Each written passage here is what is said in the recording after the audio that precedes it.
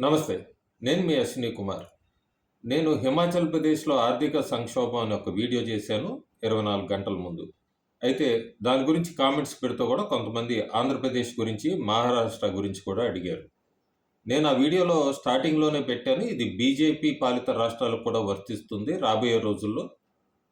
ప్రస్తుతం అయితే ఎందుకంటే హిమాచల్ ప్రదేశ్ ముఖ్యమంత్రి స్వయంగా ఒప్పుకున్నారు. అందుకని ఆ వీడియో చేశాను. రేపు పొద్దున రాబోయే రోజుల్లో ఉచితాలు ఎవరిచ్చినా కూడా ఉచిత హామీలు, ఆర్థిక సంక్షోభం అనేది తప్పదు. అది ఆంధ్రప్రదేశ్ అయినా ప్రస్తుతం 3 నెలలయింది. రాబోయే రోజుల్లో కనుక ఒకవేళ నిజంగానే సంక్షోభంలోకి వెళితే ఉచిత హామీల వలన దాని మీద కూడా ఖచ్చితంగా వీడియో చేస్తాను. అట్లాగే మహారాష్ట్రకు కూడా వర్తిస్తుంది. మహారాష్ట్ర ఎన్నికలయ్యాక ఎవరు అధికారంలోకొస్తారు, వాళ్ళ పరిపాలన, అట్లాగే ఆ హామీలు ఎంతవరకు నెరవేరుస్తున్నారు, ఎందుకు నెరవేర్చలేకపోతున్నారు, ఇవన్నీ కూడా ఎన్నికలయ్యాక మాట్లాడాల్సిన సమయం. హిమాచల్ ప్రదేశ్ ఎన్నికలప్పుడు కూడా ఉచిత హామీలు ఇచ్చినప్పుడు నేనేం వీడియోలు చేయలేదు. ప్రస్తుతానికి స్వయంగా ప్రభుత్వం ఒప్పుకుంది కాబట్టి దానికి కూడా విచిత్రమైన సమాధానం. అంతకుముందున్న బీజేపీ ప్రభుత్వం స్కూల్స్, ఆసుపత్రులు నిర్మించి బ్యాంకు రప్టసీకి వెళ్ళారు, ఆర్థిక సంక్షోభానికి కారణమయ్యారు అంటూ కూడా విచిత్రమైన సమాధానం చెప్పినందుకు ఆ వీడియో చేశాను.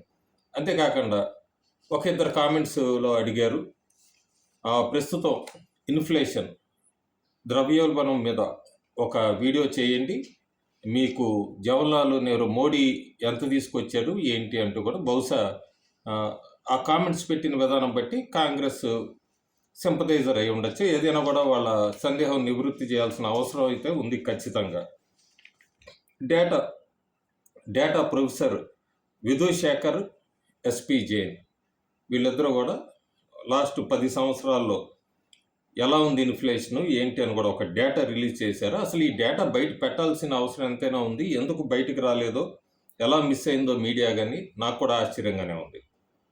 లాస్ట్ 10 సంవత్సరాల్లో చూసుకుంటే లోయెస్ట్ ఇన్ఫ్లేషన్ ఎప్పటి నుంచి 1947 నుంచి కూడా భారతదేశం లోయెస్ట్ ఇన్ఫ్లేషన్ ద్రవ్యోల్బణంలో ఉంది. లాస్ట్ కిందటి 2-3 సంవత్సరాలతో చూస్తే ప్రపంచంలోనే కూడా యావరేజ్ ఇన్ఫ్లేషన్ని భారతదేశం అధిగమించింది. ఆ ఫిగర్స్ అంతా కూడా ఇస్తాను. ఇది ఒక పెద్ద చరిత్ర రికార్డ్ అని చెప్పచ్చు నరేంద్ర మోడీ ప్రభుత్వం సాధించింది. ఎందుకంటే దాదాపు నేను పక్కన స్లైడ్లో పెడతాను.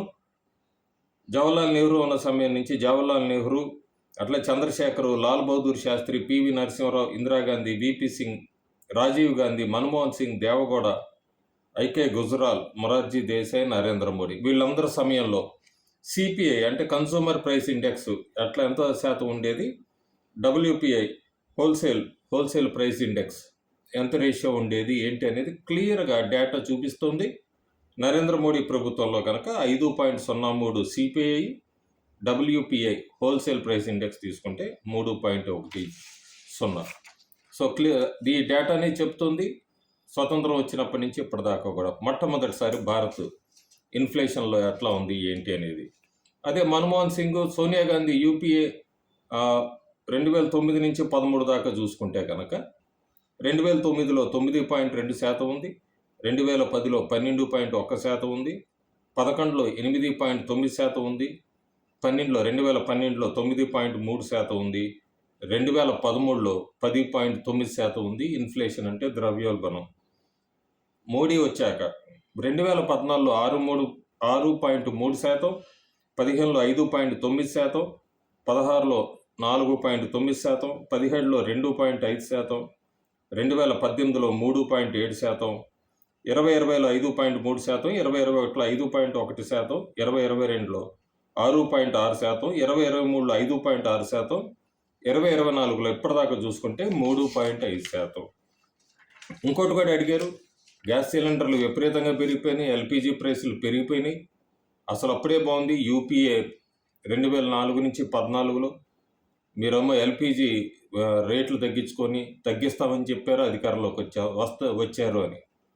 2011లో 877 రూపాయలు ఉండేది, 12లో 922 రూపాయలు ఉండేది, 2013లో 1021 రూపాయలు ఉండేది, 2014 ఎన్నికలప్పుడు 1241 రూపాయలు, 2015లో 606 రూపాయలు తీసుకొచ్చారు, 16లో 584 రూపాయలు, 18లో 609 రూపాయలు, 19లో 695 రూపాయలు, 2020 లాక్డౌన్ సమయంలో రూ. 594. దానివల్ల 2021లో మళ్ళీ 834కి వెళ్ళింది, 22లో 1070కి వెళ్ళింది, 2023లో 903, 2024లో రూ. 803. సో ఎక్కడ కూడా 1241, 1020 పెద్ద టచ్ అయింది లేదు 10 సంవత్సరాల కిందట ఉన్న ధర ఎల్పిజిది. అంతేకాకుండా సబ్సిడైజ్డ్ ఎల్పిజి ఇప్పుడు 30% చీపర్ అయింది యూపీఏ ప్రభుత్వం టైం కన్నా కూడా. అంతేకాకుండా ఎల్పిజి గ్యాస్ వినియోగదారులు 1947 నుంచి మనకు స్వాతంత్రం వచ్చినప్పటి నుంచి 2014 దాకా చూస్తే గ్యాస్ సిలిండర్ వినియోగదారులు 9 కోట్ల మందే ఉండేవాళ్ళు. దాదాపు 65 సంవత్సరాలు పరిపాలించింది కాంగ్రెస్ ప్రభుత్వం దీనిలో. అదే 2015 నుంచి 24 దాకా చూస్తే భారతదేశంలో ఈరోజు ఎల్పిజి గ్యాస్ వినియోగదారులంతా కూడా 31 కోట్ల మంది ఉన్నారు. 10 సంవత్సరాల్లో మోడీ ప్రభుత్వం 31 కోట్ల మందికి తీసుకొచ్చింది.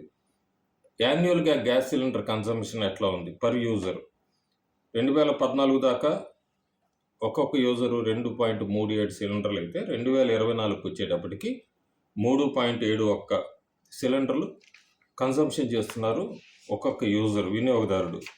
సో ఇవన్నీ ఇది వాళ్ళ కోసం పెట్టిందే, వాళ్ళు అడిగారని వాళ్ళకి ఆ డౌట్స్ చేయటానికి. అందుకే ఎప్పుడైనా కూడా వాళ్ళు కామెంట్స్ పెడితే వాళ్ళకు కూడా నిజాలు తెలుస్తాయి.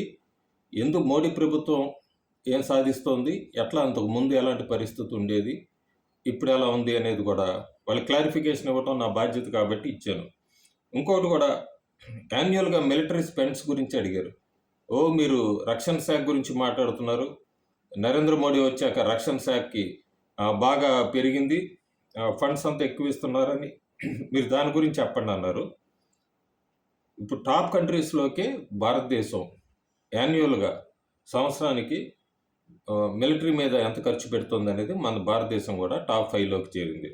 మొట్టమొదట యునైటెడ్ స్టేట్స్ అమెరికా ఉంది, $916 బిలియన్. తర్వాత చైనా ఉంది, $296 బిలియన్. ఆ తర్వాత రష్యా ఉంది, $109 బిలియన్.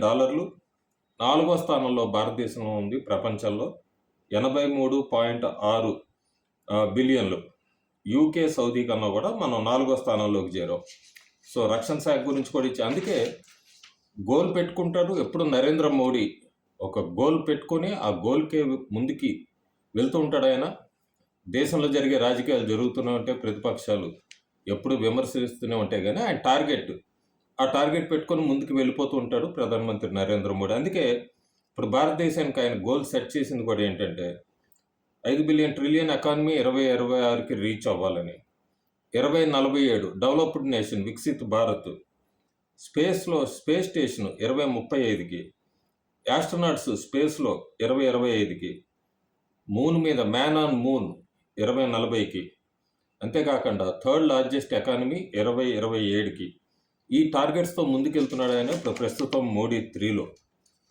సో నాకు తెలిసినంత వరకు వాళ్ళ డౌట్స్ క్లియర్ చేశాను అనుకుంటున్నాను. ఒకవేళ వాళ్ళకి ఇంకేమన్నా సమాచారం కావాలంటే కామెంట్స్లో పెడితే నేను ఖచ్చితంగా వాళ్ళకి రిప్లై ఇస్తాను. Thank you.